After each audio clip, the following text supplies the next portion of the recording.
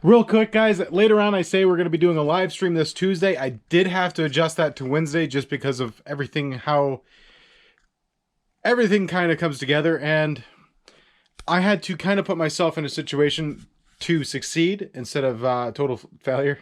And so I am going to be getting a ride down to the car with the anticipation of maybe getting it going, but realistically it's been sitting for 15 years. You really don't know what condition the brakes are, the brake lines, transmission, engine, all this stuff. I want to get it running, but I definitely can't guarantee it. So I wanted to make sure I had a contingency in plan, and the only way we can actually make it all work together is if the transporter made it down there at the same time as me, and it would have been a Wednesday. So what we're going to be doing is we're going to be going down Wednesday, and I sure the heck hope to God that this frame is good, because things are in motion that can't be undone. Let's put it that way. So we're going to actually have a really good transporter who's actually transported vehicles to people like Wayne Carini. So I have a lot of faith that he's going to, take good care of this vehicle.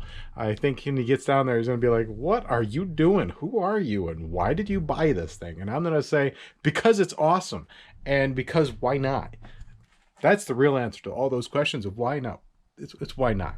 So at one point I say we're going to be going down there Tuesday, but I did adjust it. So we're going to be doing a live stream of when I get there to checking it out, looking at all the stuff that I can think of. So please join me. Let me know what I should be looking at, as I know what I normally look for.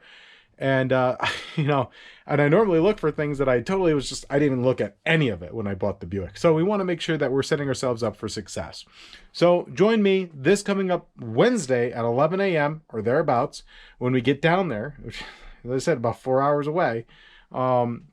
And we're going to be looking at this car, and hopefully we're going to be bringing it home.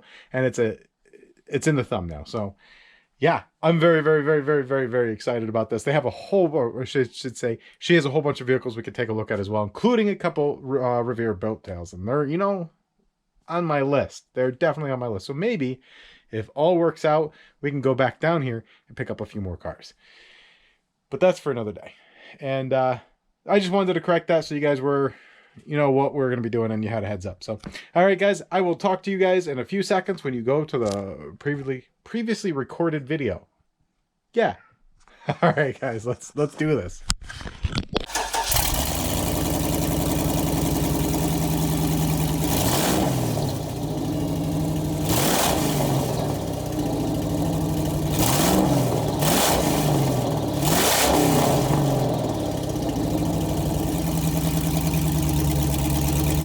What's up, everyone? Today we're going to be finally getting into rebuilding this rear end. We're going to be upgrading that Cadillac gearing that was in there and putting a nice 456 so that we'll be able to get to speeds a lot quicker. I know that some people are worried that I'll go through first and second gear too quickly, but the whole point of this vehicle is more for me having fun than doing a quarter mile. We will definitely do a quarter mile to see what it does, but I always like to have a goal with a vehicle, and this goal is just a go out, romp, and have some fun. So I understand a lot of you guys are like, you're going to go a little bit too much on that first gear, but these 456 gear setup is going to be absolutely fantastic. First thing we do have to do is get the old one off, make sure everything goes back together appropriately, and then we can start going ahead and tearing all the old bearings out. And here's my stepbrother, Kevin. He's going to be helping us out today, because this is actually going to be my first rear end I've ever rebuilt, and it's always time to do things right. Better to do it the first time than a second time. So we did get a really good kit. It comes with everything you need, including shims. It's going to just be a full new set. The pinion gears up, the new pinion gears up in the freezer. And at some point when we go to put it all together, we'll go ahead and take the bearing and throw it in the oven. Make sure that it goes back together a lot easier. So it's pretty straightforward. As we move along, I'll let you know what we're doing. It's going to be really, really, really aggressive when it's all said and done. The other thing we do have to do is clean up these old axles before we go ahead and slap it back in. So that's all I really have for right now. So let's go ahead and dig right into it.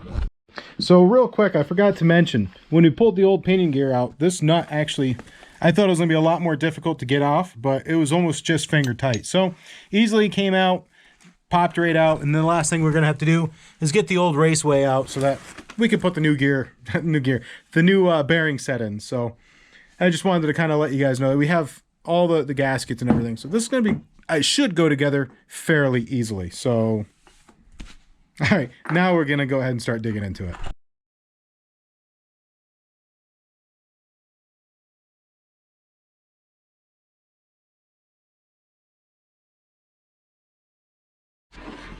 So they actually came off really nice with a nice pneumatic impact gun. So now you're gonna need to finish it off the rest of the way. Probably your finishing hammer. Perfect. My finishing hammer. Let's put you right back here for a second, guys. Sometimes you can wedge something in there and like pry her down, but that might. That's not correct. What's your finger? Doesn't need no finger.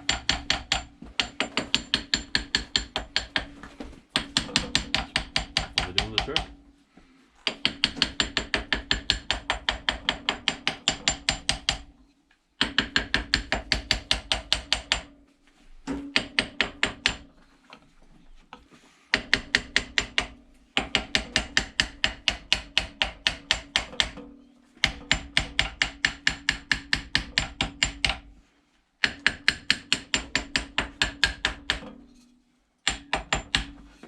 So the trick on this is just going to give it a little tappity tap and let the hammer gently do the work for you. I mean, not that we're planning on reusing this gear, but that way you're not going to hurt the actual carrier itself. So we're going to go ahead and put the new one on. Yeah, well, with my 2002 Silverado doing a rolling first to third gear burnout, it split the diff carrier, excuse me, right from here all the way around to the whole thing. The only thing that was holding it in place was the main caps.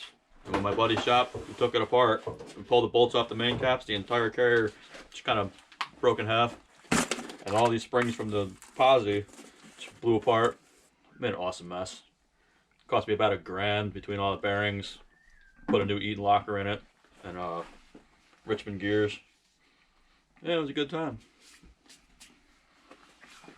It's amazing how much oil these things hold. Yeah, right?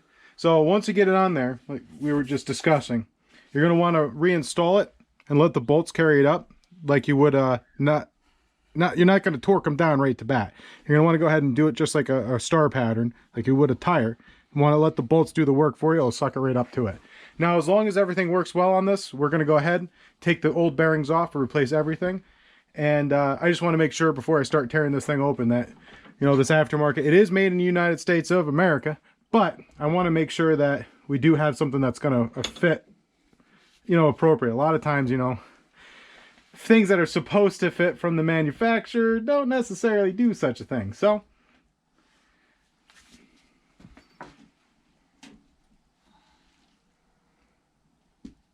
what you seeing? Oh, just where that center pin goes through your. Oh yeah. Your stuff's a little crooked a little bit in there, but I don't really think that that's gonna make a difference to anything. Yeah, you can probably pop that back, no problem. So the next big thing, we're gonna slide this on. Haha, like a glove, guys. Make sure it's nice and even. Make sure you're... Don't force it. And then before you press it down, make sure the bolts are aligned. Another thing we're going to use is there we go. This is some steel blue layout fluid. You can use a bunch of other stuff, but I'm going to spray this right on this ring gear and the actual pinion. And when it all goes together, as it's rubbing, you'll be able to see if it's not centered. You can see if it's going to be favoring one side or the other so we can shim it correctly. So this stuff is not cheap. But at the same point, you can get other kinds. You can get ones that brush on. But seen some guys use like a yellow oil-based paint or grease even sometimes. You just pretty much want to see where your pattern is in the front and the backs of the teeth. And I just have this stuff from when I made shit on my lathe. Stuff on my lathe. So it just don't heavy. It's not supposed to be heavy. You're just going to spray it a little bit. I'm actually going to take it back off, put it on a piece of cardboard or something, because this stuff will stain everything. Also, try to avoid getting it on your skin, because only time will remove it. Heads up. Personal experience. Ask me how I know. So let's go do that. I'll be right back.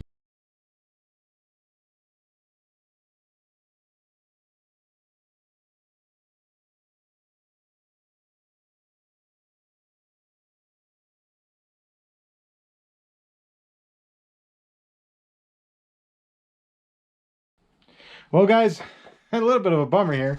I went ahead, put the blue one on it, make sure that we can figure out what's going on and everything. Started putting it on the carrier, and the bolts lined up. Everything lined up. Everything was perfect.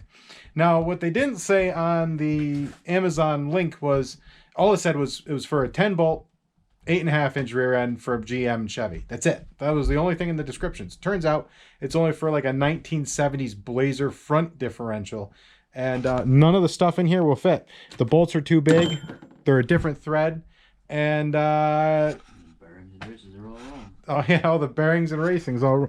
We got it ready. So here's the moral to this story is I set the return on Amazon, and we're just gonna have to source from a different company, something that actually has the specific what it's for. And I guess we'll call it my naiveness on it, or my inexperience with it, whatever you want to say. It's the problem is it's just not going to work. Now we have two options. This came out really good, so maybe we can turn around and sell this one. But now that there's no bearings left in the axle, so we can reassemble this with the right gearing. We'll have to find it and properly source it. Maybe one of you guys might find a good one that's not a Chinese knockoff. Like, this is all made in America. It's got actually Japanese bearings, so this was a good kit.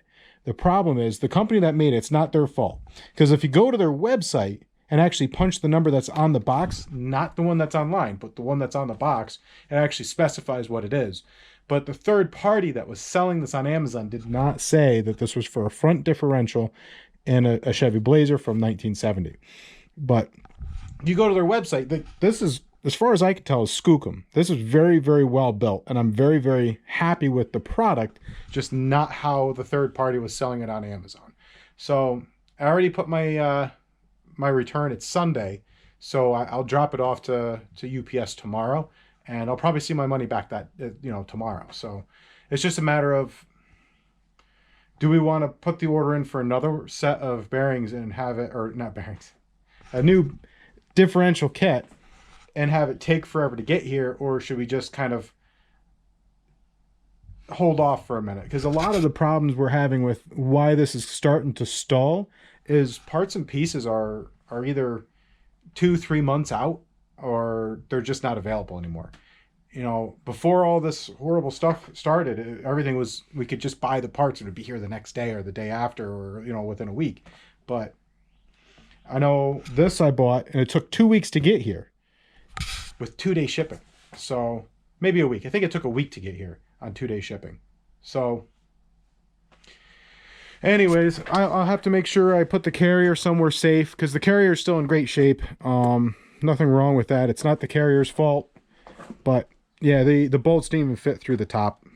They lined up. Everything looked perfect. All the bolt holes lined up with the threads and everything. Just, it's almost a 1/16 of an inch off on the size of the bolts. So that could be always fixed, but all the bearings are wrong. So you have a whole kit, and in theory we could get this to work, but then the bearings for the pinion gear, it's just, we want to make sure we get the right kit. So my stepbrother, who's way more, knowledgeable, way more better at this than I am, he's actually doing some research right now. So, comment in the comment section down below, or let me know what you think in the comment section down below. What do you think we should do? The options are, I did see at least one 12-bolt rear end down at Adler's. I can't remember what it was on, but I can email Adler and get ourselves a 12-bolt, see what gearing's in there, which is, that would be a better option, honestly,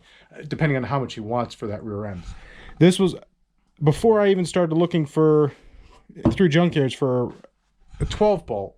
This is what I ordered, and because I couldn't find a 12-bolt for like under $1,200. So this was a much better price. I think it was like $200 for it. And unfortunately, it's just not going to work. But this is all prepped for putting gears in it. If we find gears, we can reassemble it. We could sell this, get ourselves a 12-bolt, because things are starting to, lag down on this. That's why I'm picking up another project this week.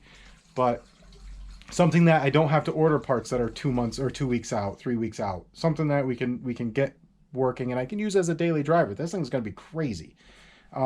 This will be a fun driver, just not like a, let me go pick up my groceries. I mean, you guess you could, but yeah, this is a bit of a bummer, guys. Yeah, it's just every one of the bearings are all the wrong size. So I don't know. I guess the morals of the story is, if you see a gear set online that says for a 10 bolt 8.5 rear end, see if you can't get the part number and cross-reference it for the manufacturer before you go ahead and order it, because otherwise you're going to be a little bit screwed. But yeah, if I'm rambling on, I'm kind of a little bit frustrated. So anyways, worst case scenario today is we got this ready for the right gearing or gear set, and we'll have to put an order in. But I don't know. Like I said, I feel like I'm rambling. So comment section down below, let me know what you guys think. Should we just say save this, sell this, get a 12 bolt, or put a different set of gears in here? We're kind of back on the square one. So if we go to 12, we're going to have a lot better axles. So there's that. The other option at this point is that rear end outside has it's a 410 gear, so we don't have to change the gears. It's not what I was really hoping for, but it's going to be perfect for realistic expectations. It will just not be as aggressive, and I was really hoping for that real little extra kick in it. So options are, we just kind of put it on hold and start working on the next project, and eventually take the axle that's out there and bring it down to a place. I found brackets, or the guy probably could make brackets on his own, but I don't know. I feel like I'm rambling. So on that disappointing conclusion of today, we're going to at least do some research and figure out what we're going to do. This axle did come out really, really, really good. So, you know, kind of a disappointing thing, but I don't know.